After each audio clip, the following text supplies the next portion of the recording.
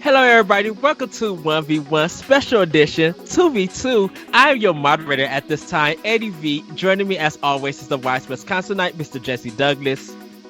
How's it going, everyone? Everybody, we have a special guest for this episode. Yeah. Man, if you guys have not heard their podcast, what are you waiting for? You guys have to check them out. They're completely funny. They're just like down to earth and just amazing guys. From the podcast, Steve and Kyle. Everybody, welcome, Steve and Kyle. Hello, guys. That was the best hype we've ever gotten. Yeah, if I were to, I don't have a stage career at any point in my life, now or ever. But if I did, I'm hiring you to introduce me because, Steve, you work in radio. But have you ever done one of those weird, those gigs where you have to go up and introduce the band? But terribly awkward. You're the one that nobody wants to see. No. Everybody's there to see the live music. So the light comes on, someone comes out on stage, and it's not the drummer setting up the kit. No. It's Steve with a stocking cap going, "Hey, you guys ready?" It's me with my radio station shirt, ironically, which I'm wearing right now. Which means, hey, who's here to see the band? Yeah. And then you get hit with a tamale that somebody threw from the first row. Yeah. And nobody wants to see us. Yeah, you're the person that nobody cares about there that night. So wait, in this example, the people who just introduced us are the people that nobody wants to see. Yeah, well, we don't want us to come out and everybody to dislike us. So we need Ed to come out. Yeah. And everybody's like, "Oh, hey, it's Steve and Kyle," which again would be hard to believe would actually happen. But then everybody gets mad at Ed. Actually, a lot of people, when I'm interviewing them and I hype them up, give a big intro, people feel embarrassed. They just get more nervous. I'm just like, it's a recorded podcast. This is just our way of hiding our embarrassment by just completely monopolizing the whole interview. Yeah, not giving you a chance to talk. Yeah, actually, if you know what, let's take it from the top. This isn't being recorded, right? And if you want to take it from the top and you just give us a more down to earth, hey, here's a couple of idiots from something else. Or why don't you guys step off of camera, and then when he introduces you, then you guys can come sit down and do the whole. Yeah. It could be I didn't see you there. And of course, you guys edit pretty extensively, so you can then drop in the applause for when we're sliding in. Because if we're just waving to you guys with no applause, we look like idiots. And I refuse to look the fool on somebody else's show. I'll look the fool on our own podcast. Yeah, but if I'm being on your guys, we do in fact. I mean, on a weekly basis. Yeah, I will not look the fool on somebody else's show. Oh wow. Well, we're gonna get into this recording because I was just ready to fall out and laugh. You guys are amazing. So Jesse, I'm gonna turn this part over to you because you have questions for him.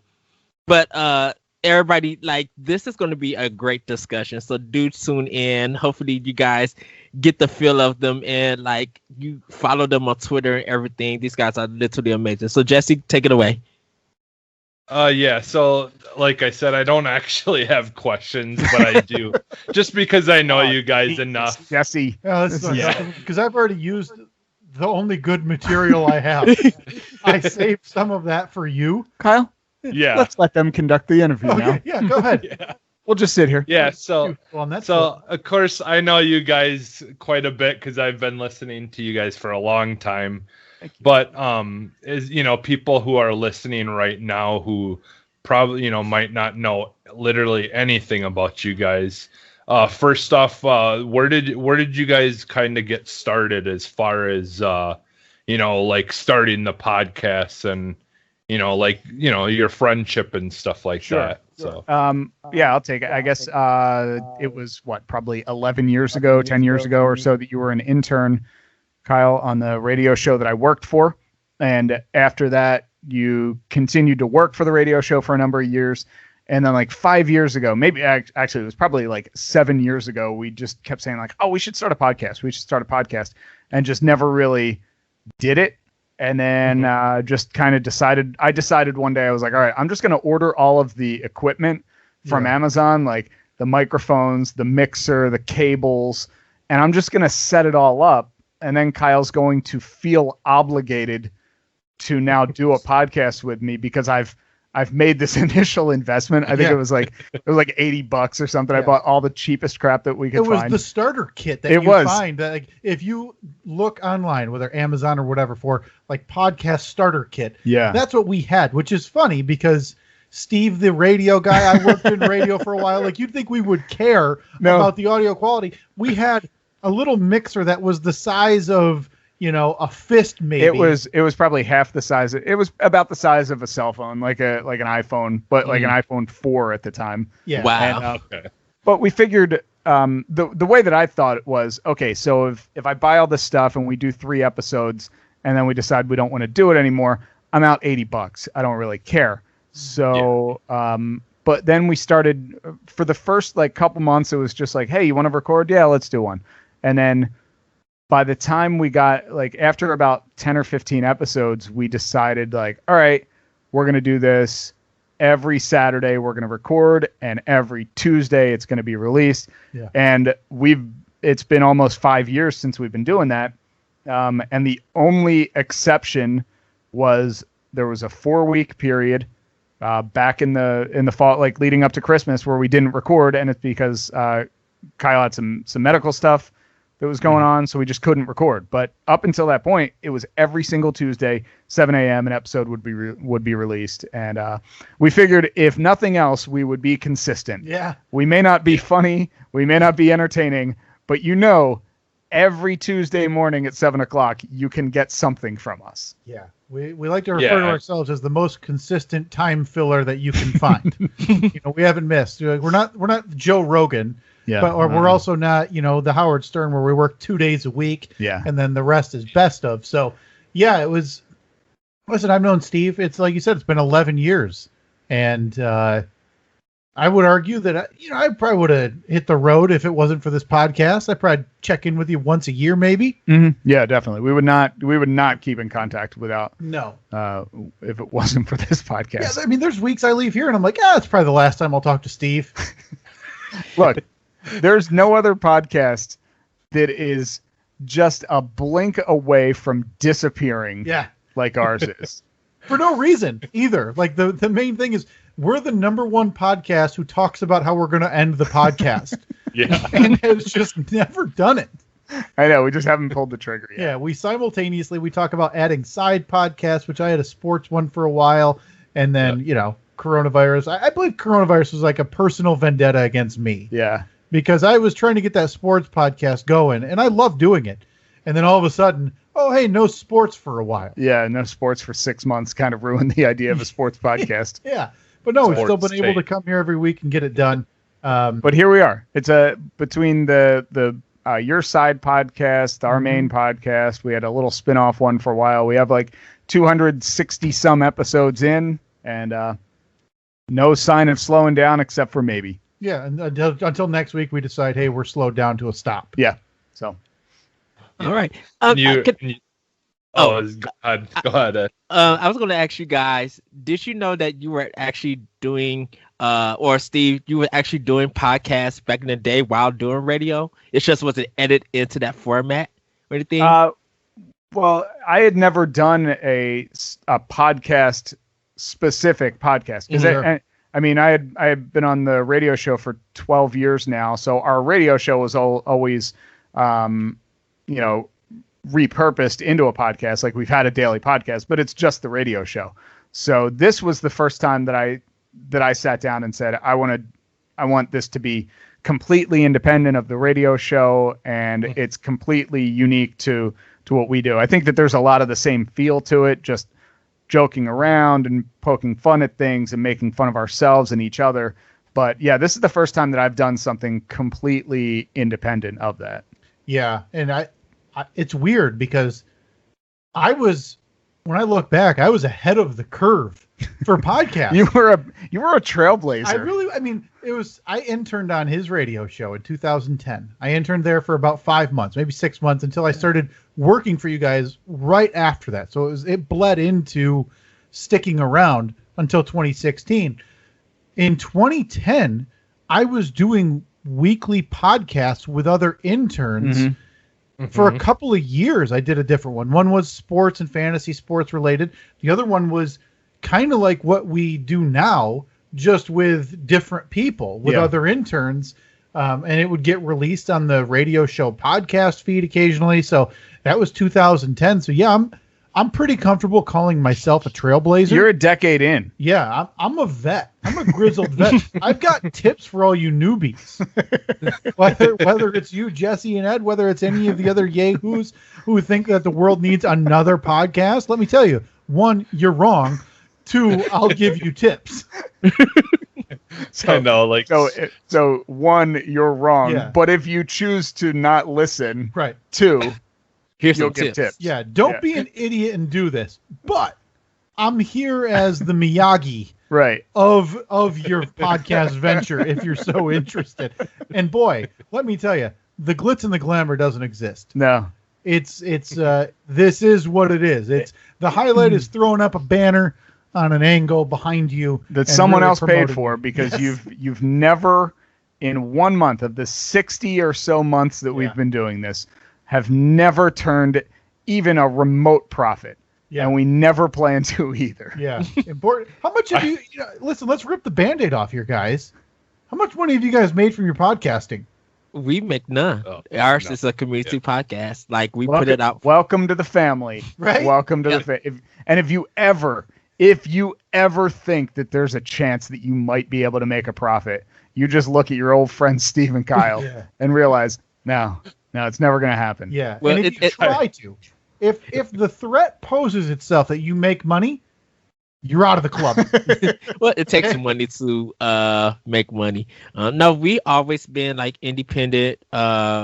We all come together and we talk about video games, but we always talk about other stuff. And we just get into like fun discussions and laugh a lot and everything. And I think it's when we podcast and stuff, when stuff feels natural, it feels really good. Like you guys got some natural like talent. You know, your chemistry is natural. Like you guys have fun with it. And I think that's what makes podcasting and even like talk radio in a sense, just makes it feel good. That makes bringing up the listeners in and stuff. Yeah, anytime I think that you can just, I mean, it's basically just like you're BSing with your friend while you're sitting at a bar or something, or just hanging out having a drink. If you can capture that, why not record it? Why not sit down in front of a couple mics and record it?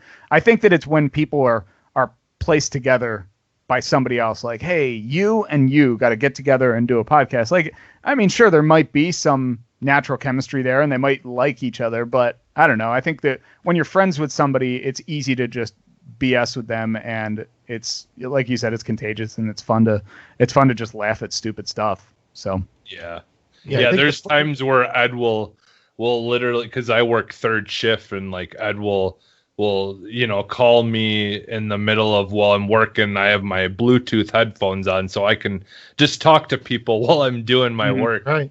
And we'll just sit there and just talk for like a couple hours and be, damn it, we should have recorded this.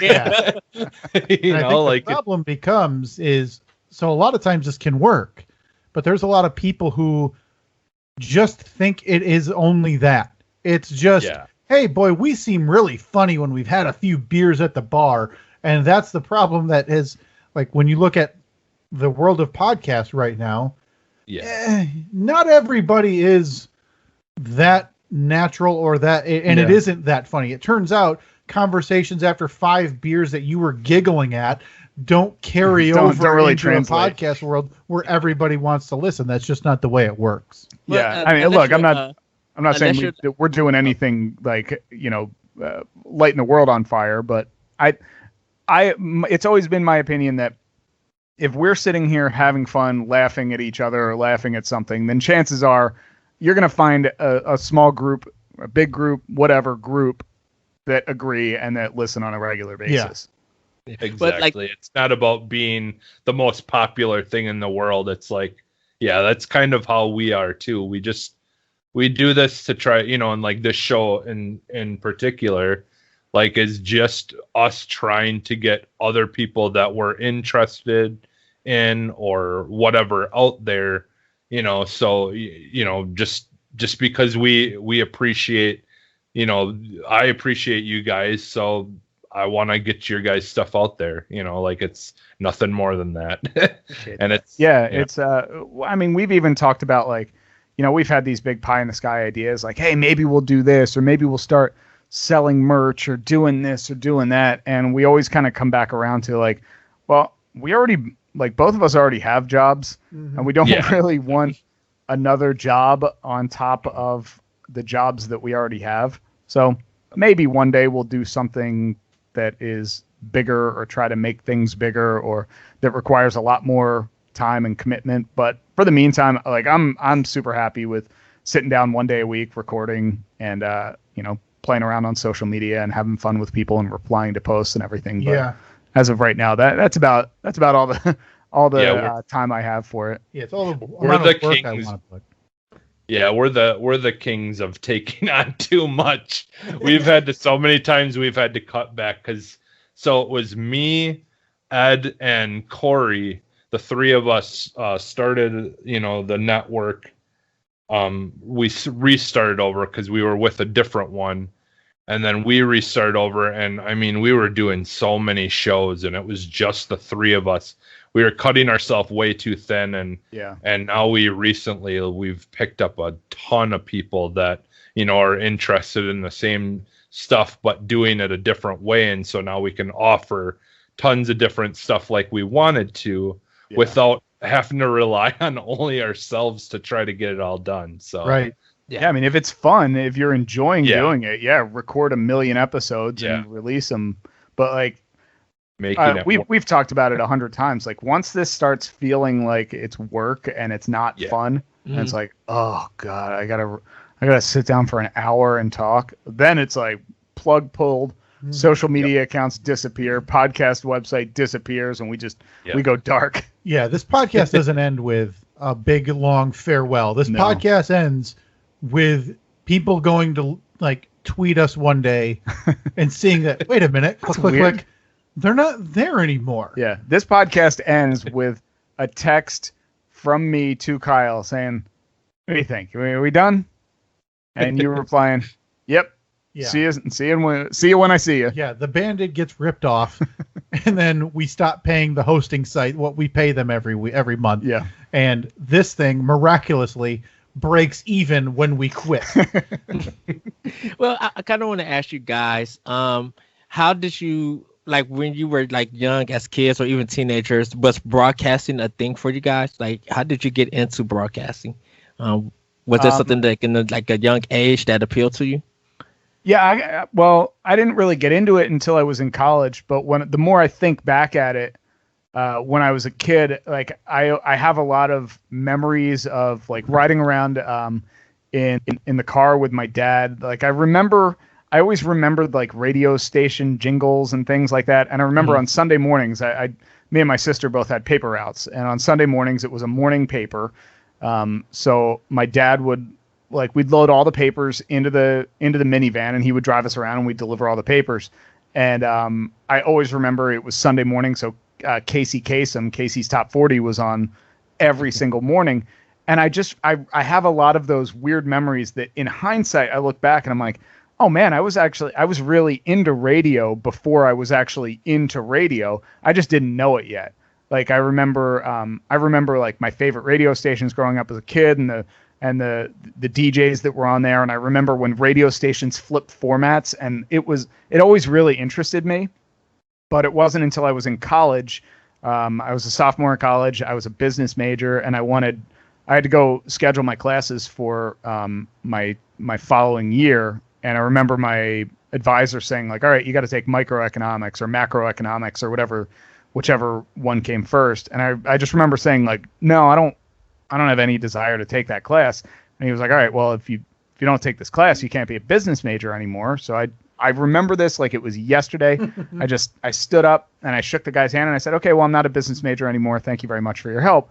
And in that like 5-minute walk back across campus, I'm racking my brain like, oh man, I just dropped my major. This is not good. I got to figure out what I'm going to do. I got to, call my parents and tell them something. And in that time I had I had started doing a radio show on the college radio station with my buddy Frank. And in like a 5-minute span, I was like, wow, I mean, I do that radio show. I guess that's kind of fun. I wonder if I can do that as a major. And then I saw that they had a communication, radio, and TV production major, and I was like, yeah, I'll do that. So like, it's this this split second like decision that I made off the cuff, and it's completely defined the last 20 some years of my life.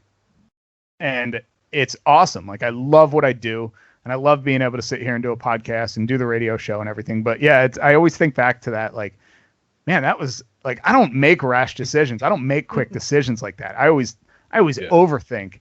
And in that case, I was just like, yeah, that's what I'll do for the rest of my life. And it miraculously has worked out. Yeah. Mine isn't as romantic. I don't have memories of riding around in a car as a kid. And I mean, obviously I do, but nothing to the point where it's like, I want to do that. My memories are of waiting for the 6 o'clock newscast to see sports highlights and needing to know like the scores, because we didn't have the internet to the degree and ESPN and cell phones of, hey, I can just watch it on my palm now. What I had was waiting to see what was the outcome of that day's Detroit Tigers game on the local newscast. So that's what I wanted to do. But when I was in high school, I wrote for the high school newspaper, and I wanted to write about sports. And so I said, hey, I like writing. And let me clarify. I like having written. I don't think there's anybody who likes sitting down and saying, "Oh, boy, this blank page, my canvas, yada yada." If you're that way, you're way too romantic and artistic for me. I like seeing those words on the page and having it done and knowing I did that. So I decided I like sports. I like writing. I want to be a sports writer. I want to be one of those guys who sits in the press box at a football game every Sunday, writing the game story about what happened, waiting for people to read that. But halfway the men emerged onto the frozen tundra. It wasn't just any given Sunday. This Sunday was different. There was a nip in the air. But it turns out they're all the same. Football game is a football game. So I got into college and realized partway through, hey, newspapers are dying. Yeah. Nobody's reading these things. They're dying off by the thousands every year. People are being laid off. This isn't a viable option for me anymore. I'm not willing to go move to the middle of one of the Dakotas to get this career kick-started. So I chose the next most logical, and granted, I say that, but there was also, I was dating a girl who was going to be in college 1 year longer. So I figured, let me pivot. I'm going to stay in college. I'll get a second degree in the booming industry of broadcasting. Yes. Everybody's talking terrestrial radio. They're waking up in the morning, turning on their dials. Look, they can't wait to find many people are still listening to the radio, I assure you. So it's easy to see radio sucks, and this thing's going the way of the dodo. Now I see that. So I decided to stick around, get a second degree in broadcasting. Got an internship with his radio show over there. Interned there. Got a part-time gig out of that for a while until finally an ill-fated venture into radio in 2016 led me to realize that radio is the cesspool that is in fact dying. Well, it depends on who it is. Depends on who you align with. Well, sure. Well, and I think the difference is if you want to be a part of a radio show that you think about, hey, it's radio, this seems fun, or you can be a part of, the conglomerate that's shutting down all the mom and pop shows, putting them out of work. There is a difference. So no, that was the last foray into radio. I mean, listen, I don't hate radio. It's just not a viable option. Like there shouldn't be, and this is a warning label. If you're entering school, or if you have a child or somebody entering college or secondary education, thinking I'm going to go into radio or broadcasting, God, grab them by the shoulders, shake them violently, and try to beat into them to not do that. It's a waste of money. They're going to be very sad because they're going to have nothing but student loan debt and no job because radio is in fact dying or dead. Well, but anyway, Steve, how's the job? I think that's why when I asked the question about podcasting, like talk radio back in the day, you didn't realize that it kind of was almost like podcasting in the sense. I mean, with people calling in and everything. I remember, I think it was about 2004, 2005. There was a website called oneup.com. It was a video game website, and they would do like the news and everything, but it was just like podcast form. And then you started hearing a group of people getting together and doing podcasts, and that's how I found out about what podcasting was about. And I kind of realized that listen to talk radio and everybody talking just in a different format, and then hearing the podcast, I'm just like, wow, back in the day we really were podcasting, but we just didn't call it that. It's the same thing. I mean, it's not, and it's not some big science either. It's, it may sound a little bit differently on the radio as it does on a podcast, but it's all the same thing. I mean, it's people giving opinion or trying to be funny or delivering news or whatever. It's the same. It's just a matter of what the medium is that it's released on. Yeah. And right now it's, the big thing is podcasting.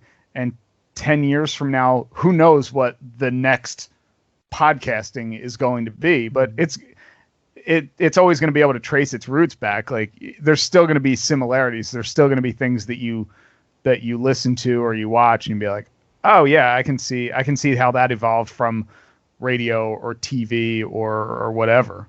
It's just going to be a little different. Yeah. Now, and if let's say Kyle is right in it, and radio just does die one day, you basically would see a lot of new podcasts start. Look, man, I need give me a good, 20 more years. That's all I need. Yeah. 20 years. Well, I want to ask you guys about your comedy. Hold on, sorry, Jesse. Our comedy. I have a certain brand. Were there like movies or books or comedians that like you guys love to watch or see? Me and Jesse, I have another podcast called Recap, where we watch movies from the past to see if they still hold up, and we judge them by putting on a hat and everything. So it's like a cap. Yeah. And we did a commentary for Airplane. And Airplane is still like a classic of being like a great spoof and being funny and stuff. Have you guys like had that kind and bringing it to the podcast, like movies or comedians and stuff for your comedy? I mean, I think that. By the way, did Airplane did it hold up? Did it stand the test of time for you guys? Yeah, we I thought so.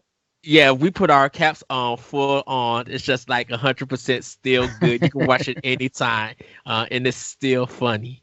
I think, like, for me, an example of that would be because I was a teenager in the mid 90s, which was when all of the Adam Sandler movies, like the Happy Gilmore, Billy Madison movies, were huge. And for me, those will always stand the test of time. Mm-hmm. If I happen to see that they're on TV, I'll watch it every single time, and I'll still laugh at all the same spots because I don't know, it may not be the funniest thing, but I can remember when it was the funniest thing to me. And when Adam Sandler did those albums, like he did those comedy albums, the one I think it was called What the Hell Happened to Me. Uh-huh. That was like one of the funniest things I have ever heard for a 13 or 14-year-old kid, because it was dirty, but it was funny. You knew that your parents probably wouldn't want you to listen to it. And for me, that was huge. Like, I'm not saying I'm worshiping at the altar of Adam Sandler, but from my formative years, I remember there was nobody bigger in that time. Right. I take when I think back to movies and I was probably too young to watch them, and I was definitely too young for them to take hold in me like they did. But I'm Mel Brooks, Airplane, like those, like Spaceballs goes back as one of my favorite comedies of all time, and I still adore. And I don't want to upset the apple cart here because I know this is a big thing among legions of fans. I don't like Star Wars. Okay. It's never hooked me. I've never seen any of them. I've never watched one Star Wars in my life. I think they're dumb. There, I said it. There. Okay. I don't like them. I think they're over revered for what they are. But I think what Spaceballs did with it and what Mel Brooks did to it and with comedy in general. I mean, Blazing Saddles, my God, you can't. Oh my goodness, you can't show Blazing Saddles today, though, right? Like you can't show that can't be televised anywhere, right? Unless you cut out half of it. But I mean, Young Frankenstein and History of the World Part 1 and Spaceballs, and then Robin Hood. My God, those movies as a whole, the slapsticky, but my comedy doesn't take from that when I think of what's funny now. Right. Like if I'm talking to you, I'm not making punny jokes. Right. You know, or like tripping over a bucket. Yeah, right. The visual is funny, but like, the visual is hilarious. Yeah. Like if all of a sudden you became this Mel Brooks-esque, like just complete mockery of yourself. Yeah, right. Can't function anymore now. Everything's I'm walking around wearing carpet and thinking it's a coat. Like, or you're like, oh, hold on, my shoe's untied. Let me tie it. Yeah. Hello. It's the Three Stooges. Like it's very physical, but and to go along with the physical comedy, I mean it's Jim Carrey as well. Those Jim Carrey in the '90s. I mean, I can't tell you how many times I probably watched the VHS of Ace Ventura. Mm-hmm. And let me ask you a question. Yeah, like, come on. And what was the for me? Will or Chris Farley is. Oh my god! Like honestly, I think out of all the deaths of like famous people, that still to this day has such a like an impact, because like honestly he him and John Candy and stuff were like were some of the best in my opinion at the during those earlier years of my life, because I'm a little bit younger than you Steve, and I think I'm probably close. Maybe I'm not. I don't remember how old exactly you guys are, but I'm 39. I'll be 40. I'll be 40 in a couple months. Dang, Nabbit. Okay. And for me, I'm 37, so we're kind of in that same age where we, had a lot of the same experiences growing up. So yeah, and I think that for me especially, the thing that sticks with me, I remember being really bummed when Chris Farley died. But that was also around the time when, like, because I remember the photo from like his death scene. That was like one of the first things that like went viral on the internet or whatever. It was like what was that, like late 90s, like 97, 98? Yeah. It was either 97. That or the Tupac one. Yeah, like when Rot.com and all that stuff was like becoming a thing. Exactly. Yeah, I think it was rotten.com. And I remember like barely even knowing what the internet was. And I remember seeing that and being like, oh man, this is, and I mean, that's, almost 25 years ago, and it stuck with me. And whenever I think of his death, I always associate that with it, which like makes it that much harder to forget. Yeah. Luckily, I haven't done. There's all those videos you guys talk about on your show and stuff, like all those awful internet videos. I can gladly say I've never watched any of them. I've never seen most of them. I've just stayed away. Yeah, I've never seen Two Girls, One Cup, which I heard is terrible, but I will never. Yeah. I'm definitely never watching that. Yep, I stay away from that stuff because I have no interest. None whatsoever. All right, Jesse, got another question for him? The only other thing that I was really thinking of is like I know Steve, like you enjoy working on like vehicles and stuff like that. And I just I just kind of was gonna let you also kind of talk about your YouTube page that you have as well, and all right, and time promote to go then, that. or Kyle, you want to take this one for me? Yeah, let me take over for you. Thank you for the introduction, Jesse. So Steve runs a YouTube page with big wheels and hot doors and bitchin' tires. And he talks about going big boy vroom vroom up the sandhill. That's the way I refer to it. There can't be anything less relatable for me than Steve talking about cars or fabrication or vehicles of any kind. I don't care it's baffling that when you think about what he likes and what I like, that we're even friends. Not even friends, cordial. Because if I saw this idiot out with a welding mask on trying to tell people about spot welding or tire grooves or which way the doors are going to open, I can't think of one person I would approach less with conversation than that. But conversely, if he saw me trying to break down ERA and whip and, football conference records, he would run the other way. I think it's a testament to... It's safe to say both of us have zero interest in what the other one is interested in. Yeah. Other than like this podcast and maybe a movie here and there. So basically, Steve... Steve is Mario Kart. Kyle is Tecmo Bowl. Yeah, I think that's to a degree. That would be a perfect video game reference for our interests. Yeah, but Steve's the one playing Mario Kart, and he's like, well, that would be a dual axle kart, and obviously the weight distribution ratio from Yoshi is inappropriate for the vehicle, and I just throw the controller in the air and walk out. Whereas, I guess I'm not interested in the racing. I'm more interested in in the stickiness of the tires that the pit crew is putting on. Yeah. I think I'm done for the day. Whereas I'm playing Tecmo, and I see the stereotype. Oh, Bo Jackson fast, he run good, and it's just. So that's a video game comparison. I don't what we do. I don't know if anyone has ever described this podcast or our relationship better than how you just did.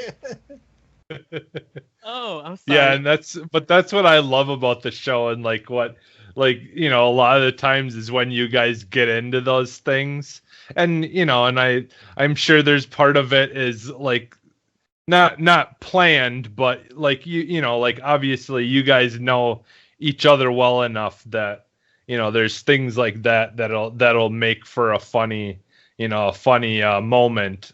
Yeah, I know that if I'm bringing up anything Jeep related, I'm gonna be able to hear the sound of Kyle's eyes rolling. Yeah. Yeah.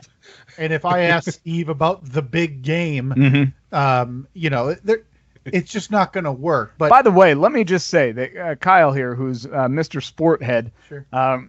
Really into sports gambling, which has just been legalized in the state of Michigan. So for weeks leading up to the Super Bowl, he's like, "Oh yeah, I'm gonna got the 14-point under on the whatever, blah blah blah." All this crap, I don't know what any of it means.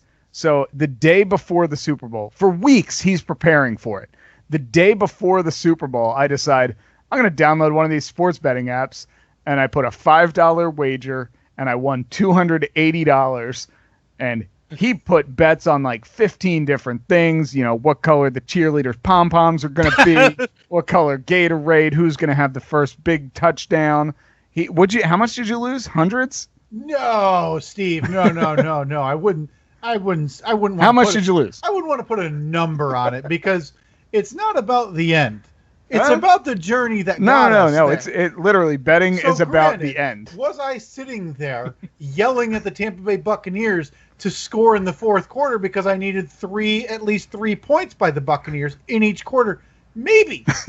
Did it enhance my enjoyment of the game? Not at all. No, not. It's an absolute emotional suck. So if you had to put a dollar amount on the amount, I had to say $150 to $200 lost, hypothetically speaking, right? Of course, that's a dollar amount that somebody would use who maybe would have lost money on a football game. Looks like somebody just became Mr. Tecmo Bowl on the podcast. We have Bo Jackson over here breaking down the big game. Oh my goodness!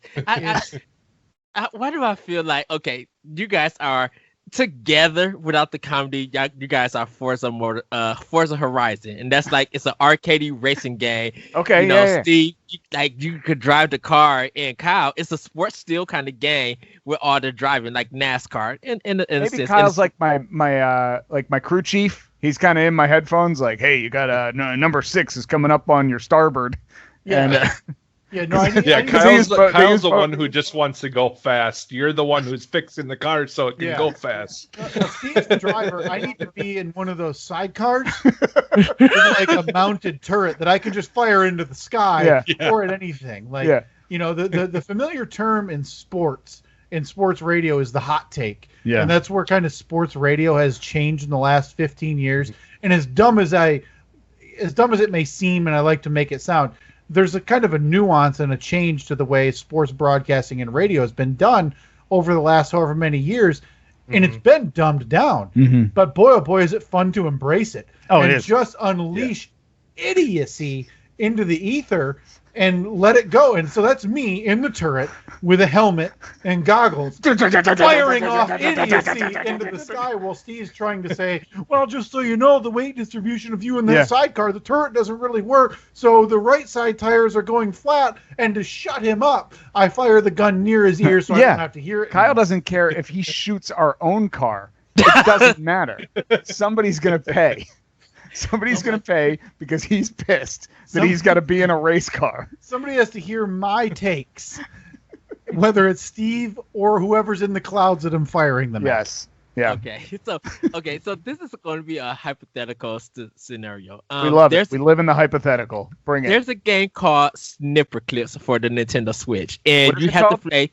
It's two people, and you kind of have to use one is like scissors or one is like paper in a sense. And you both have to be creative of trying to solve puzzles. So you kind of got to like create your partner out of a basketball net and get this basketball into the person, and you'll solve the game. Okay.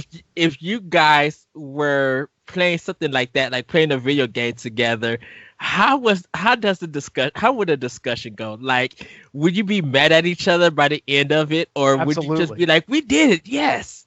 No, there's definitely going to be resentment. So anything where we would have to work together, like I'm controlling the left arm and he's controlling the right arm, no, it wouldn't work because I'd just be like, stop hitting yourself, stop hitting yourself, stop hitting yourself. Yeah, so there's a couple of different comparisons I like to make here. One is, and I think, Steve, I hope you remember it, when you're playing Contra. And if you have a brother or you have a friend, you're playing Contra.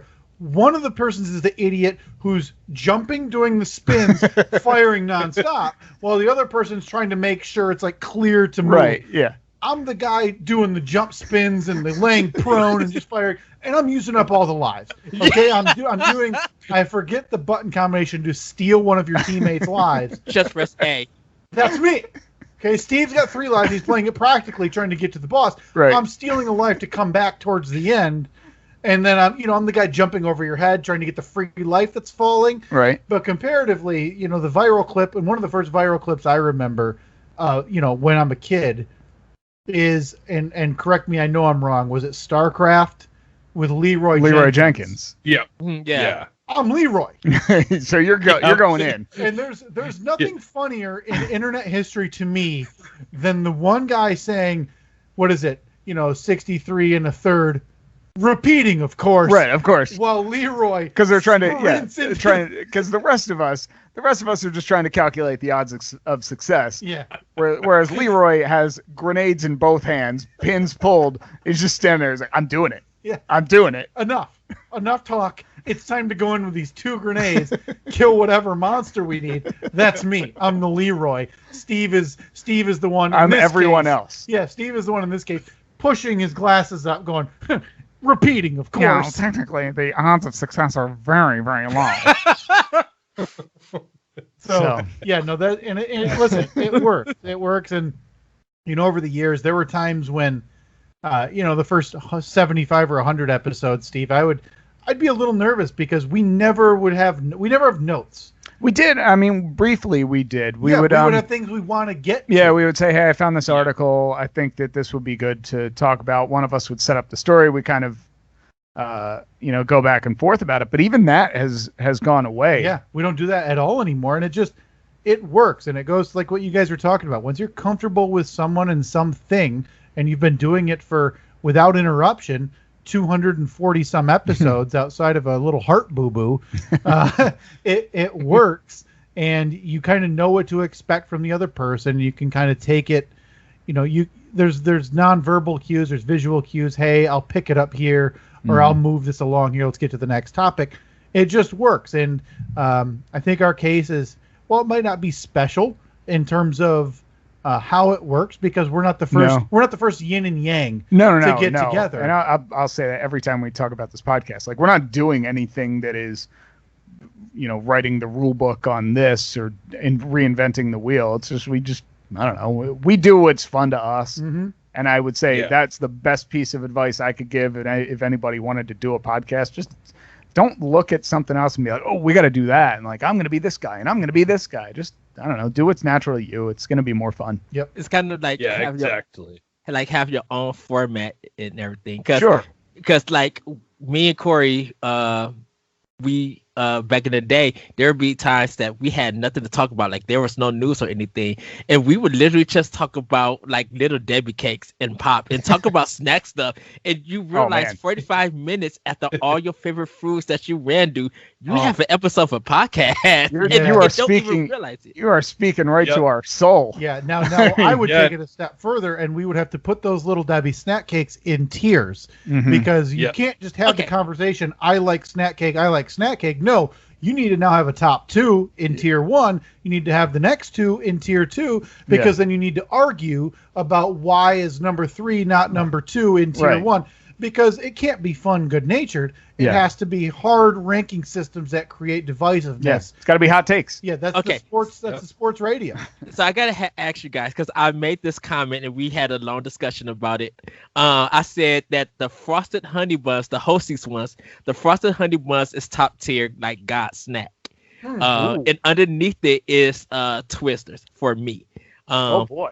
And we had let me stop you right there, Ed. Because what you've got with the Frosted Honey Buns, you've got a tier 3 or 4 snack cake. Okay? Really? Because I can't say I disagree. I apologize. Let me stop the presses right now with the unanimous, never to be argued again, tier 1 Little Debbie snack cakes. It's the fudge round.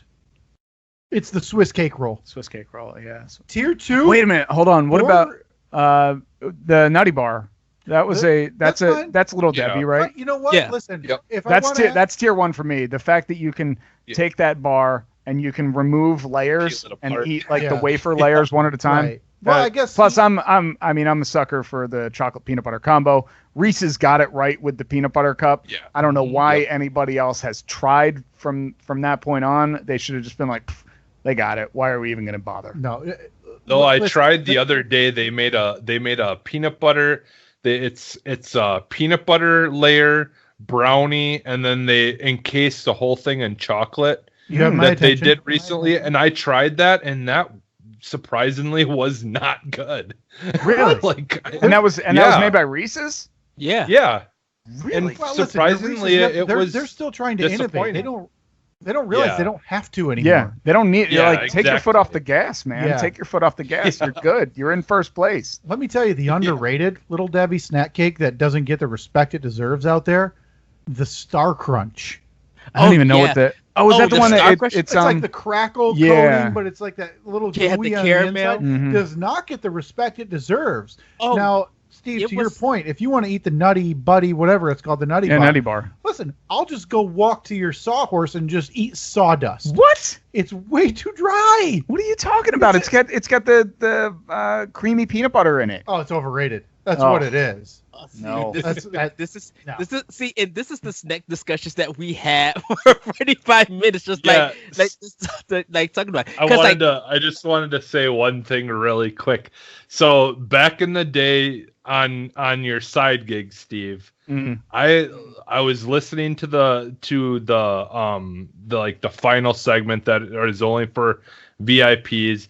Yeah. And I believe I'm the first one who thought of calling it Snack Chat. You invented Snack Chat?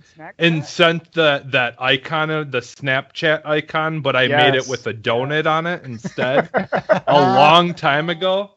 And so like I've kind of like, like we talk about like Ed said, we talk about snacks and stuff a lot in our shows. So we always royalties. Nah, it's just like snacks. It's good for everyone. Yeah, because it feels like some Universe from Jesse. Everybody, the betterment of everybody. Yeah, seriously. It's like you can have like various discussions, but when it comes to food, I don't know, it just does something. It's like a connection to us, like your favorite fried rice or gyro, whatever people want to call it. Like we had a discussion about hot dogs, and because I'm closest to Chicago, I had Chicago style hot dogs, and I've never known people make different hot dogs anywhere. What about you guys? Yeah, I don't think I've ever had an official Chicago style hot dog. I've never had Chicago deep dish. Yeah. Because I know that like you're not supposed to put in Chicago. They'll basically punch you in the face if you put ketchup on a hot dog, right? Yeah, that's for some people they take it that serious. And I believe you have to get like yelled at while you're ordering the hot dog because it's either too fast or not fast enough. Yeah, they have to be rude to you. Yeah, that's the Chicago style of everything then. Yeah, I do love those commercials that have gone viral, that went viral a while back for the Wiener Circle. When they were doing, it was this like legendary hot dog place in Chicago, and all they do is belittle you while you order. Sure. Yeah. Right. This was basically Egg de Bevitz or whatever that Yeah, place yeah, is called, but it's only the- for it's hot Dick dogs. Last Resort. Yeah. Those are popular as chains, but it's weird. Like I look at that though as like Chicagoans decide to make that their stamp because Chicago is like, listen, I'm gonna dog Chicago. Chicago's a poor person's New York. Oh man. Chicagoans want to be New Yorkers. They do. They want to be like Ed, the you're gonna big let him. city. You're gonna let him say that, man. Fire back. I live an hour out of Chicago, so I can't Oh, defend you're it. you're a suburbanite. Get out of here. You can't fight the fight for Chicagoans. They're all scumbags. All they want to do is talk about the L. They act like they're on the good side of Lake Michigan when they're not. See, I know. Your corner of Lake Michigan, you got one stupid pier. The rest of it sucks. See, I know nothing about that. I cannot defend it. I'm close. I'm more closer to Six Flags Great America. So Okay. So you've got Steve's heart there with the roller coaster rides, Yep. the kiddie rides. Oh, yeah. The big spinaroonies. Yeah, I barfed at that place a couple summers ago, and boy, was that fun to talk about. Oh, please! I have to hear the stories. What happened? And we were okay. Could probably wrap it up with this, huh? Because Yeah, we're going on.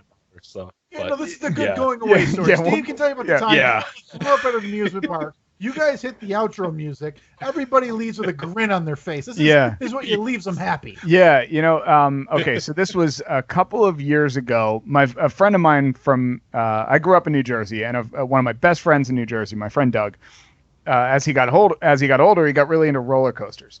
So he's one of those guys that'll travel like all around the country just so he can go on certain roller coasters at parks he's never been to, so he can like add them to his list and have this big running list. Like, I've been on 500 roller coasters. So a couple summers ago, he gets in touch. He says, hey, I'm coming out to Chicago to go to Six Flags Great America. I'm in Grand Rapids, Michigan. So I was like, hell yeah, I'll drive over there on a Friday after work. I'll meet up with you. We'll hang out that night. We'll go to the park on Saturday, crash at the hotel Saturday night. I'll come back Sunday. So we go there.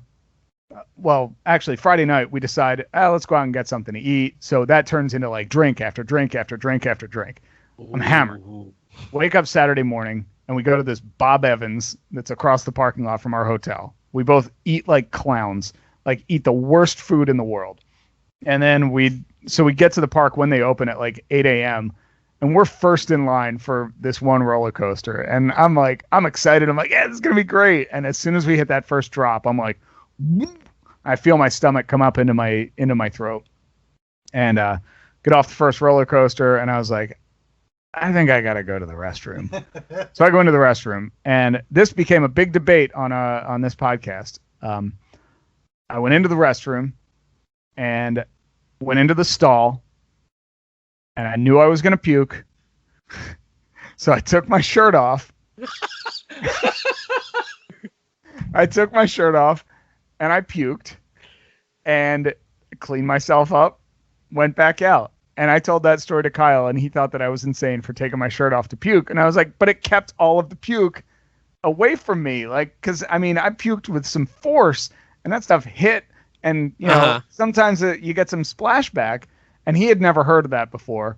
And it became immortalized. Like, we have a T-shirt. If you go to stevenkyle.com/merch, one of the shirts that we have available is a shirt that I think it says, like, Drunk Steve pukes with his shirt off. And it's a caricature of me barfing into a toilet because I don't know. For me personally, I think it's the most effective way to vomit.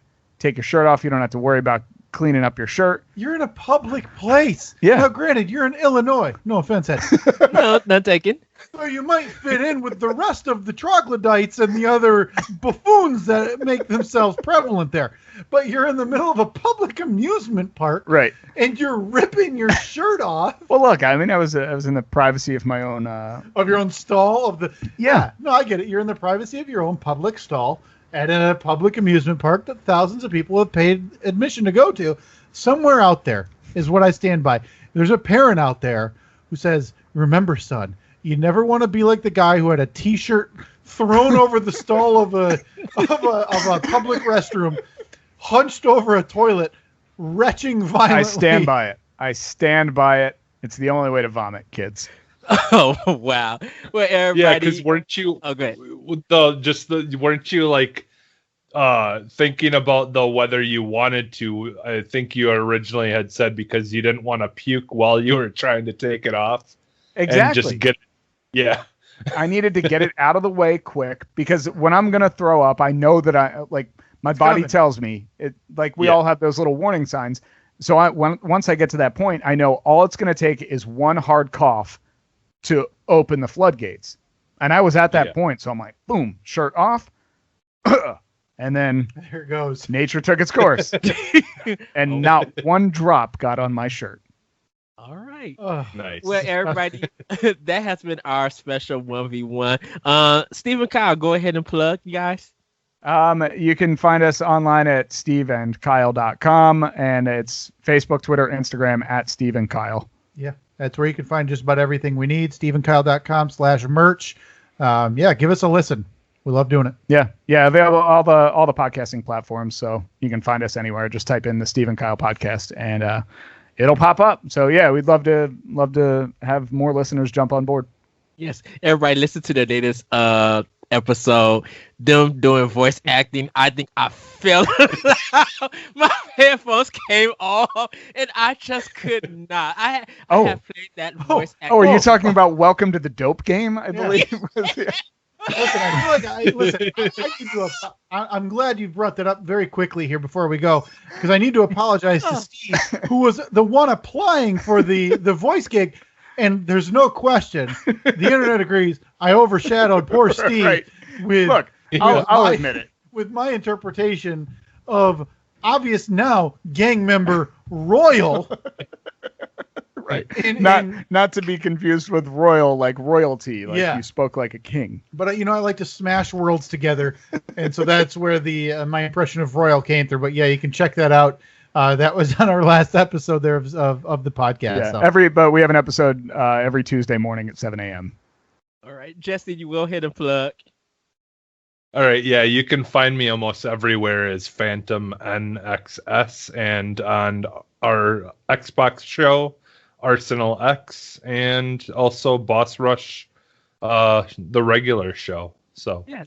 You guys can check more content here on Boss Rush Games. Check out our shows, PlayStation Crossroads, Boss Rush Podcast, Nintendo Pod Block, 1v1, and other great things, Arsenal X, We Talk, and more. And also check out our writings. You can follow us at Boss Rush Network on Twitter.